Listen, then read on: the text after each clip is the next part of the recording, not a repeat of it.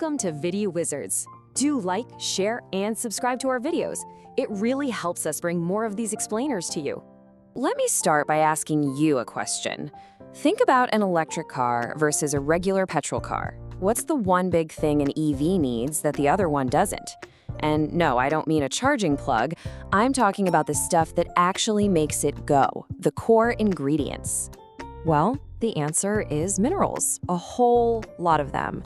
But how much more, you ask? Well, it's a number that might just shock you. That's right, 6 times more. It's kind of mind-blowing, isn't it? Every single piece of clean technology, from that EV we were just talking about to a giant wind farm, even the smartphone in your hand, is incredibly hungry for minerals.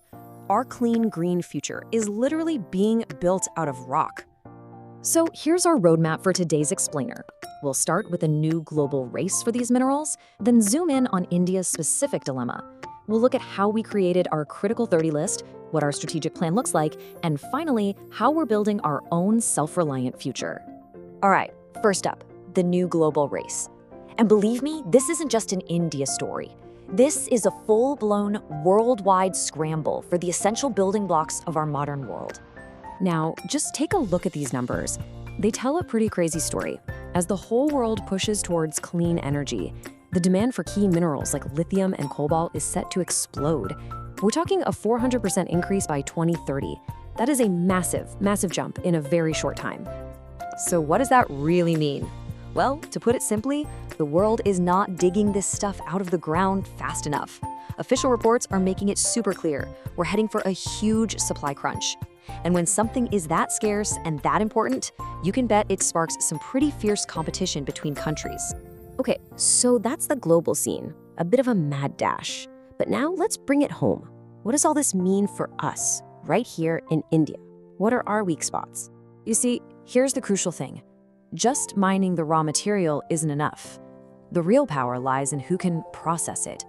And right now, that processing power is dangerously concentrated. For example, China refines over half the world's lithium. Indonesia handles almost 90% of all nickel. This puts countries like ours in a very vulnerable position. And that concentration risk leads directly to our biggest problems. We're almost totally dependent on imports for the big 3, lithium, cobalt, and nickel. We don't have the factories to refine them ourselves, and the countries we buy from can be politically unstable. You know, just think back to the pandemic and how supply chains for everything went haywire. We can't afford for that to happen with the very materials we need to build our future.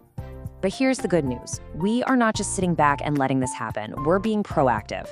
And that brings us to the really fascinating story of how we came up with our very own master list, the Critical 30. Now, this wasn't just some list someone drew up over a cup of chai. Oh no, this was a serious, data-driven process. First, the committee did its homework, studying what other major countries were doing. Then, they brought everyone to the table, from our defense ministry to our power ministry, to understand exactly what India needs. And finally, they used a proper formula to rank every mineral by how important it is for us. Super thorough. So, what exactly makes a mineral critical? Well, think of it like this. It's something we absolutely cannot do without for our economy and our security. But there's a real risk we could lose access to it. You know, things like lithium and cobalt for all our batteries, or rare earth elements for our high-tech electronics. High importance, high risk. That's the formula.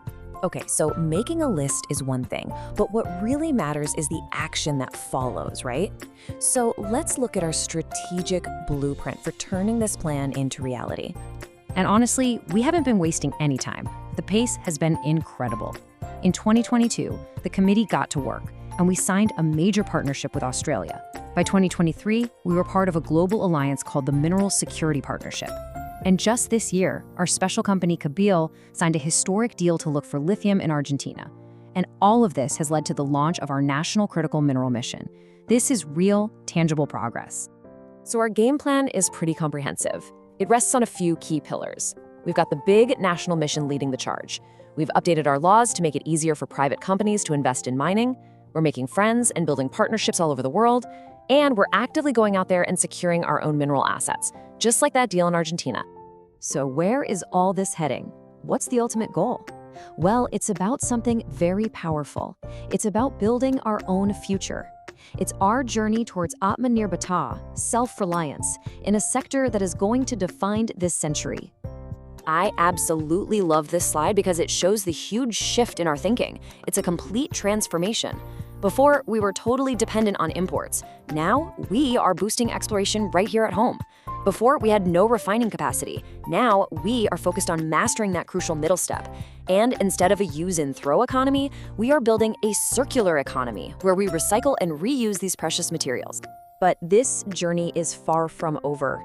This is a mission for all of us. So what do we have to do next? We need to speed up exploration in our own backyard. We absolutely must build our own refineries. We have to get really smart about recycling our old electronics. That's called urban mining. We also need to build up emergency stockpiles, just in case. And of course, keep making those strong global friendships. So, at the end of the day, it all boils down to this one big question. We have the blueprint. We have the momentum. The question for all of us now is, how do we work together to turn this challenge, our mineral security, into one of our nation's greatest economic strengths for generations to come?